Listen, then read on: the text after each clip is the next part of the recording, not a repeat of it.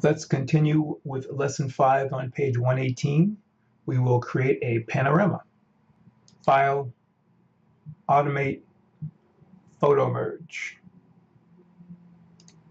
Come and choose our files. I'll browse, come back to my files for panorama, and I'll select all 4 of these. There's a couple of ways you can click and drag and draw a selection around all 4. You can also click on one, hold the shift key down, and click on the last one to select all 4 images, then click OK. Now let's set our options for the merge.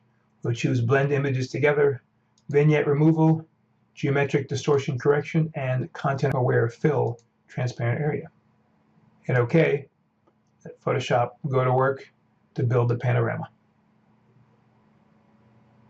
Looking at our layers panel, you'll see Photoshop has the merged image on the top layer. It's also given us 4 layers, individual layers that show you the pixels that were incorporated from each of the underlying images. Put them all back on. Now I will deselect and flatten. Control D to deselect, layer, flatten image to flatten. Let's do a file save as, and we'll call this thing skylineworking.psd. And make sure it's a .psd file.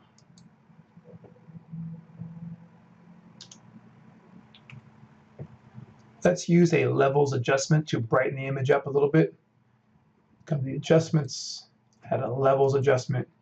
We'll come and we'll set our white color using the white point eyedropper and click on a white part of the cloud.